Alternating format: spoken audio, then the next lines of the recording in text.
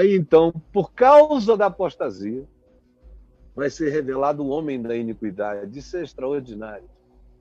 A verdade é encolhida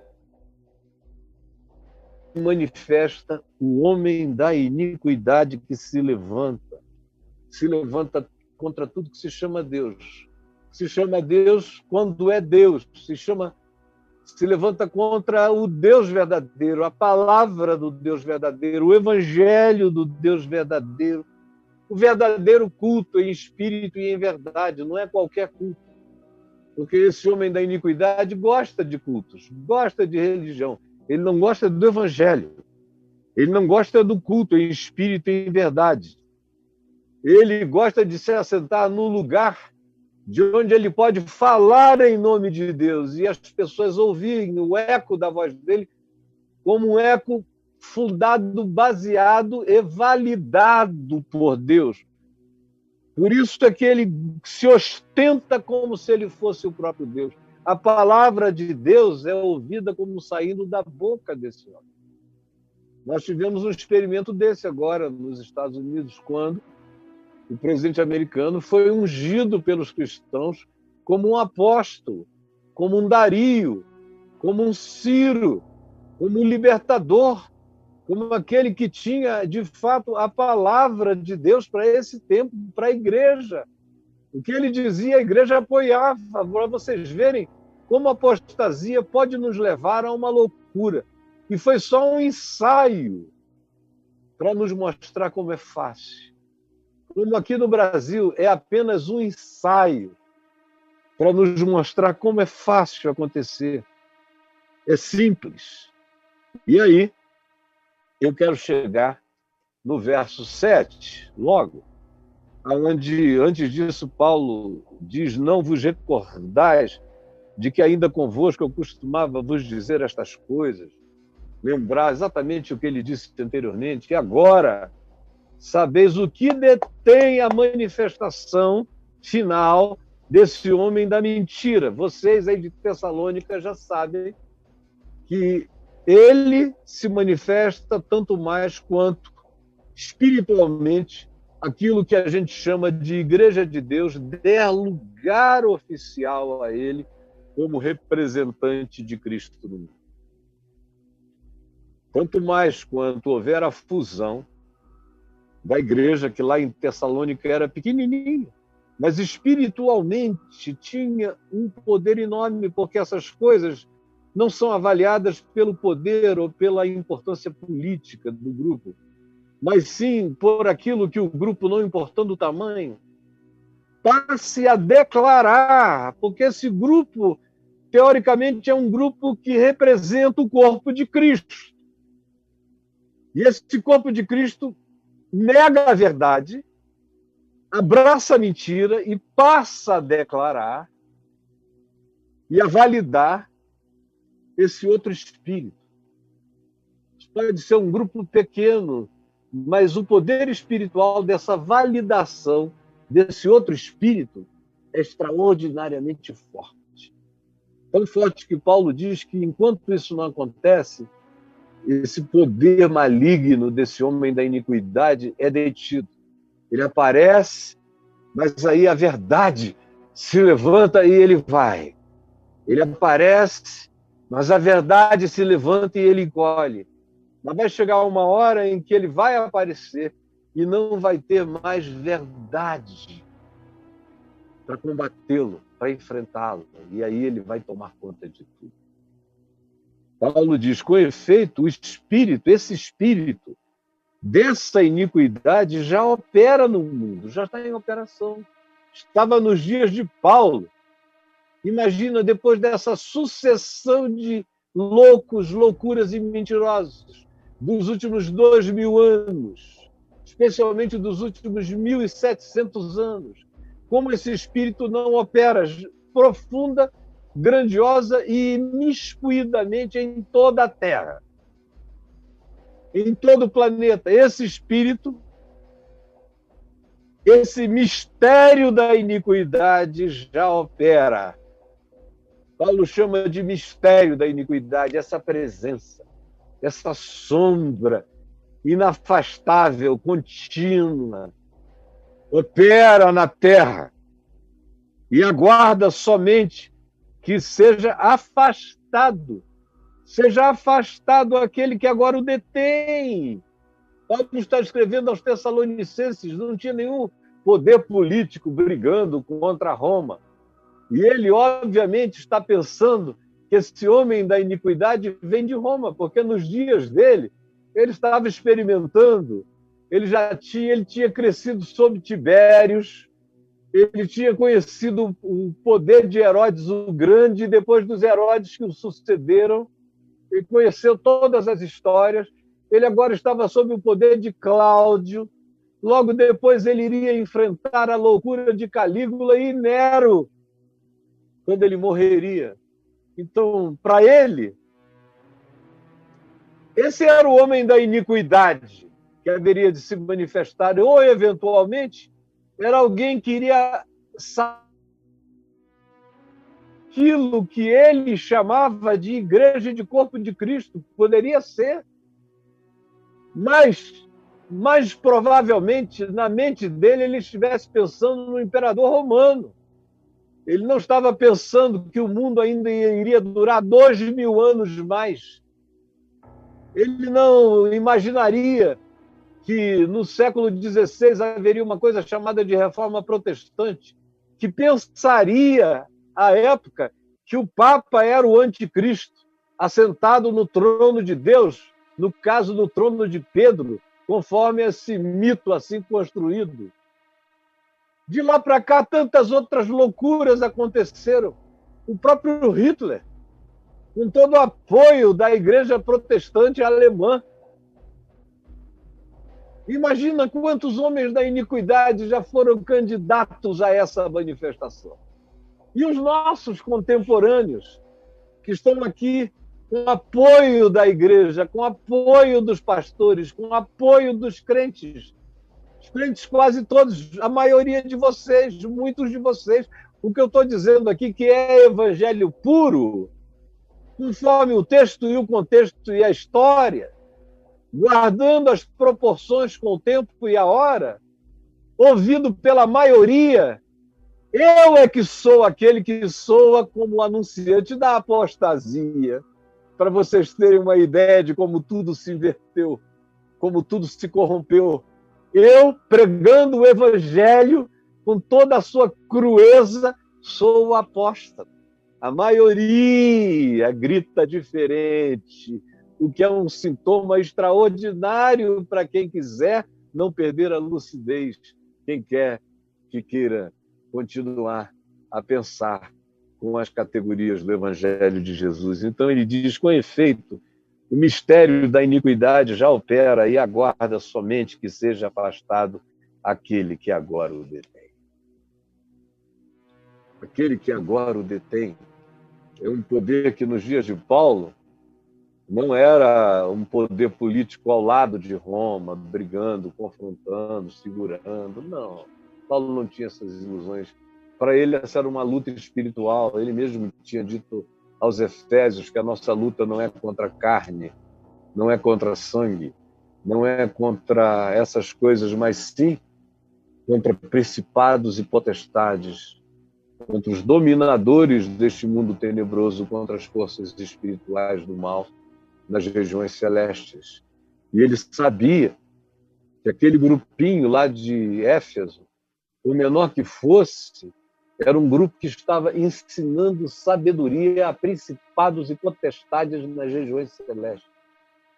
É que nós não entendemos ainda o mistério.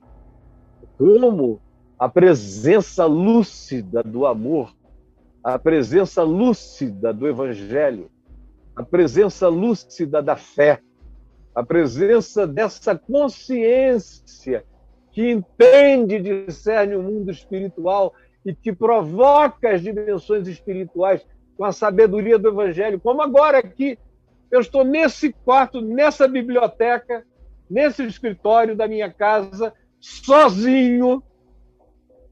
Minha voz está indo pelo mundo para um monte de lugares. Chegará hoje à tarde, hoje à noite, a uma multidão de outros lugares. E o poder que eu exerço aqui, sem ter nenhum ser humano diante de mim, é poderoso. Porque tem milhares de principados e potestades me vendo, me ouvindo. Eu sei que o que eu estou dizendo emula anjos de luz, tanto quanto emula anjos de trevas, emula seres de camadas espirituais e de dimensões espirituais diversas e variadas que estão sintonizados com a vibração dessa minha fala. Se você visse, se o mundo espiritual se abrisse, você veria o que está atrás de mim, na minha frente, diante de mim. E como algo tão pequenino quanto isto, esta semente de mostarda, tem o poder de deter. Não é pelo tamanho das coisas, assim como a fissão de um átomo pode gerar energia que acabe com cidades. E se forem mais átomos em fissão, podem acabar com o mundo. Assim também tem um poder de natureza maior do que o atômico, eclodindo agora, vibrando nas regiões celestes em Cristo Jesus. Como Jesus disse, eu via Satanás caindo. E eram só 70 pessoas, de 2 em 2, indo pregando de casa em casa, e Satanás cai, quando essa palavra pura é pregada e é praticada. E Paulo diz, o efeito, o mistério da iniquidade já opera e aguarda. Somente que isso acabe, que essa palavra morra, que isso seja abafado para sempre, que não tenha mais ninguém, que tudo vire a outra coisa. A existência espiritual termine. Essa é a verdadeira guerra espiritual. E ela pode se tornar imensamente mais poderosa se você a reproduzir, a replicar, a divulgar, a levar adiante. Porque é isso que segura a maldade. É essa palavra, não outra. É essa palavra, não outra, que detém a maldade na terra.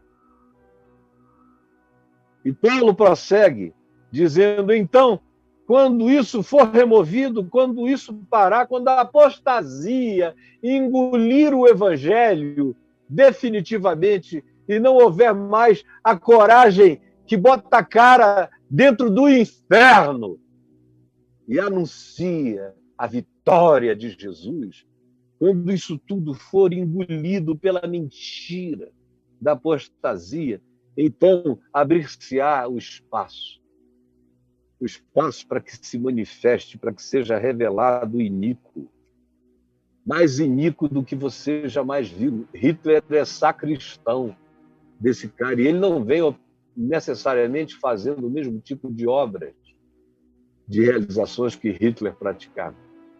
Ele vem com todas as outras sutilezas. Hitler foi meio óbvio, mas esse aqui é muito mais sutil. Hitler ensinou a esses principados e potestades malignos a necessidade da sutileza. Da sutileza. E ele virá com extrema sutileza. Será revelado o iníquo, a quem, no seu tempo, o Senhor Jesus matará assim, ó,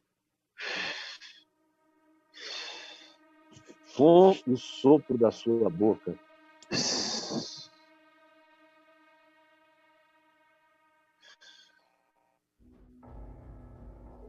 É o poder que esse cara tem. Jesus, quando se chegar, vai olhar para ele, vai fazer. Mas para nós, a força dessa manifestação, antes do Senhor voltar, será enorme. Embora a gente deva saber que diante do Senhor Jesus é um sopro.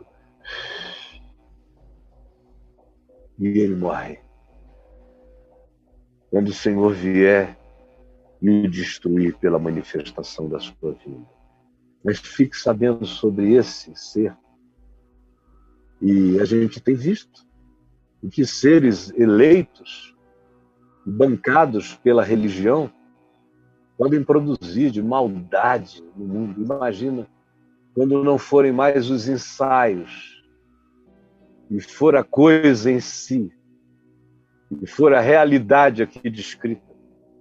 O aparecimento do iníquo, Paulo descreve e diz, é segundo a eficácia. Eu gosto dessa palavra, eficácia, que é aquilo que faz as coisas acontecerem de maneira inequívoca e plena e objetiva, real, absoluta. Esse ser vai se manifestar, Paulo diz, com a eficácia de Satanás. Você imagina a eficácia de Satanás? A gente fica pensando na eficácia dos ISOs, nos padrões de excelência. E no mundo dos negócios, eficácia é uma palavra-chave. E Paulo usa essa palavra 2000 anos atrás para falar desse iníquo que vai se manifestar pela eficácia de Satanás. Com todo o poder, com todo o dunamis, com todo o poder, com todos os sinais, com todas as expressões, com todos os convencimentos, com todos os prodígios, com todas as prodigalidades, com todas as tecnologias, com todas as invenções vinculadas à mentira. A mentira. Coisa toda tem a ver com mentira, é permeada por mentira, nada é verdade, tudo é aparência, tudo é faz de conta. O que se fala não tem nada a ver com o que se faz, é tudo mentira. A verdade terá caído no esquecimento total. É o reino absoluto da mentira em todas as dimensões, em todas as áreas da existência. Tudo é mentira. Com todo o engano da injustiça. O engano da injustiça é aquilo que é vendido como justiça. É o que se diz que você tem que ter. Você tem que ter uma arma para se defender. Eu não tenho arma nenhuma e ninguém me ataca. Por que será? Por que será que eu, com arma nenhuma, entro em qualquer lugar sem medo, repreendo os armados na minha presença, digo sai, digo cala, digo para, e eles obedecem? Por que será?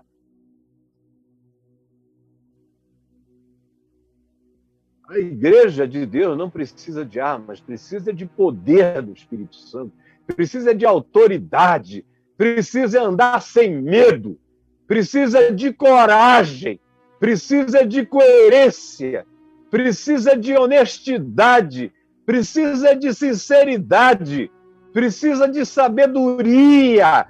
E aí os principados e potestades entram em perplexidade, Satanás cai, e a espada de quem anda em Deus sai da boca da gente como palavra da verdade.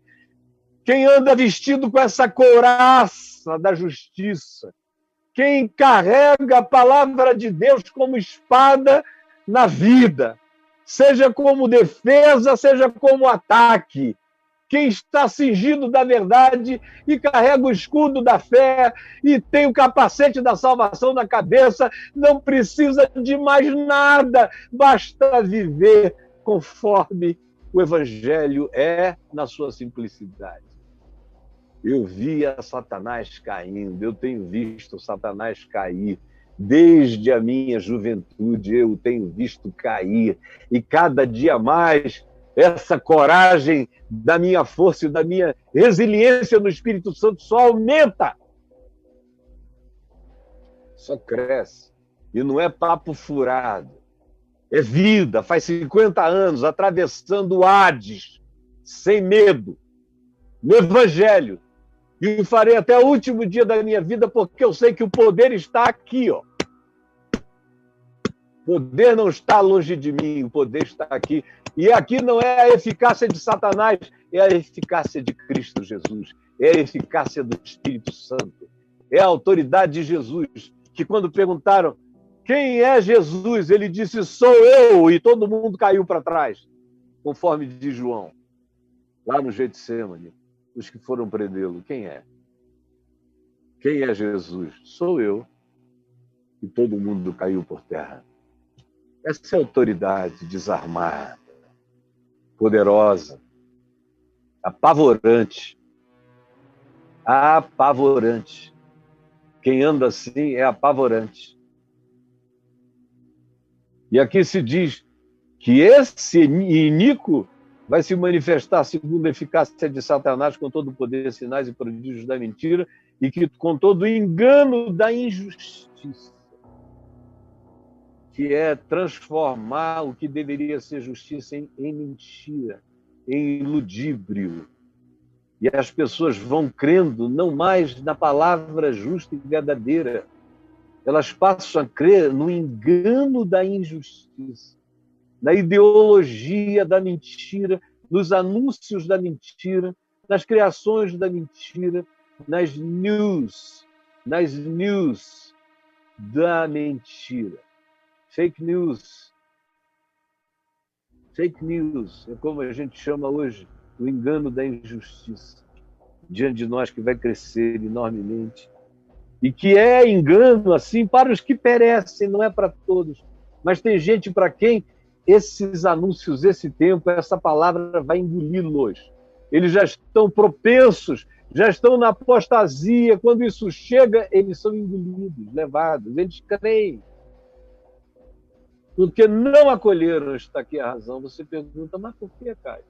A resposta está dada. Porque não acolheram o amor da verdade para serem salvos. Porque não acolheram o amor da verdade para serem salvos. O amor da verdade está sendo entregado dia após dia a vocês todos aqui. E tem muita gente que não quer acolher o amor na verdade e da verdade. Esse é amor à verdade. Amor à verdade do Evangelho para serem salvos. Porque não querem, eles abrem um espaço para mentira. É simples assim. O Evangelho te é anunciado.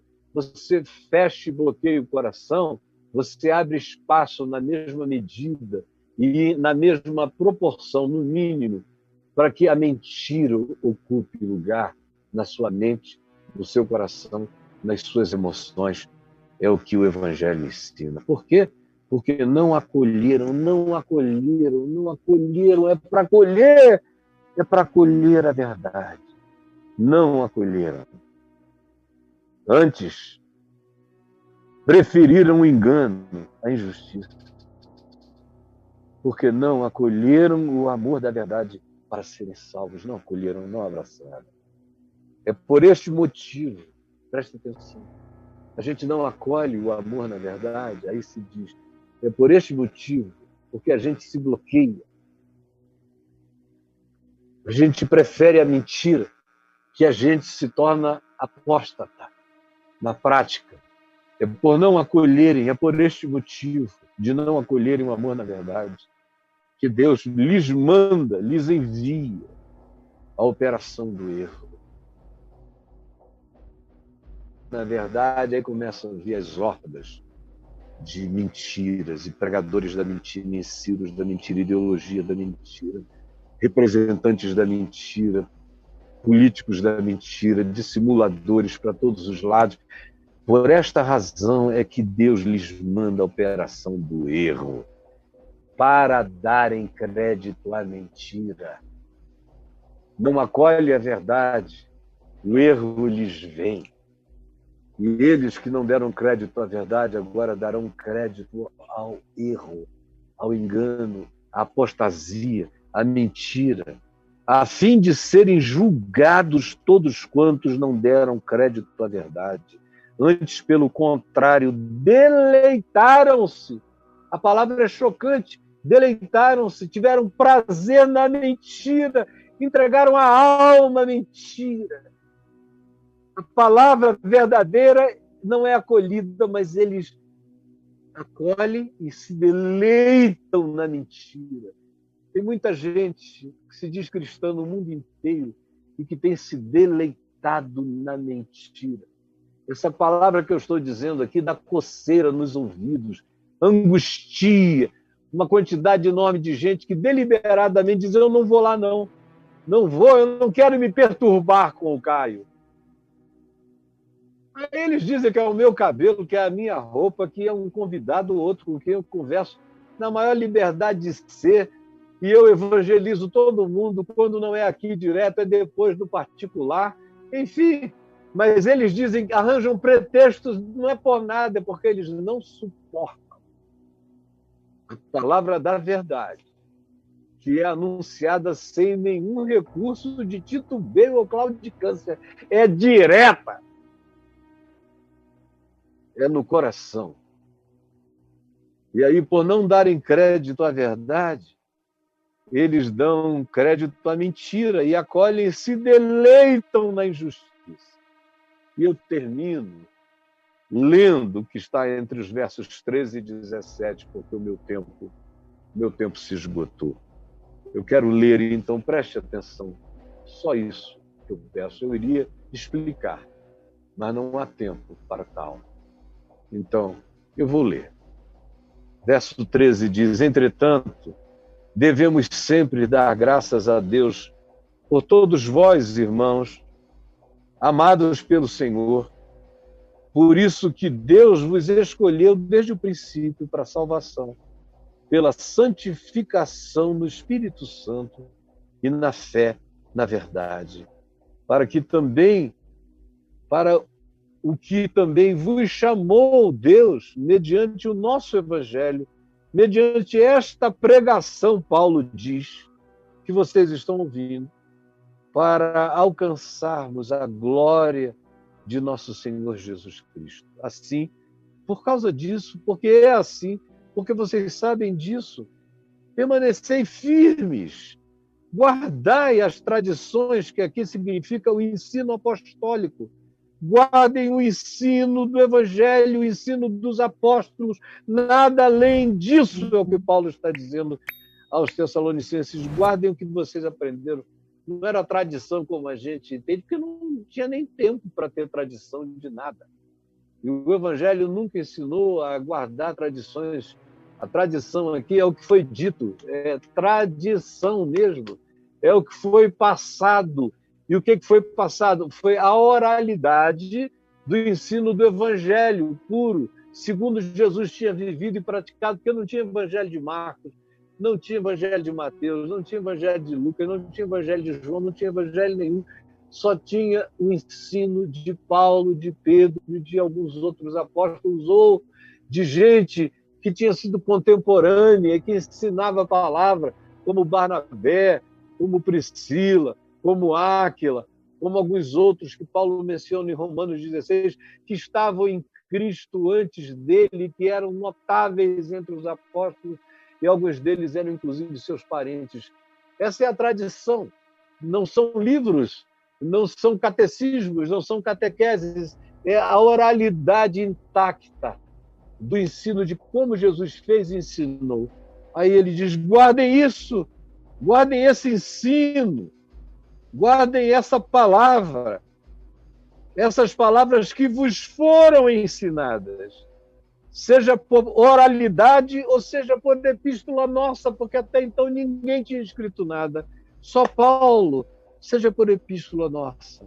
Ora, nosso Senhor Jesus Cristo mesmo, e Deus nosso Pai, que nos amou e nos deu eterna consolação e boa esperança pela sua graça, nos console, vos console, e console os vossos corações, e confirme cada um de vocês pela prática de boas obras e pela prática da obediência a essa boa palavra de Deus que chegou até vocês.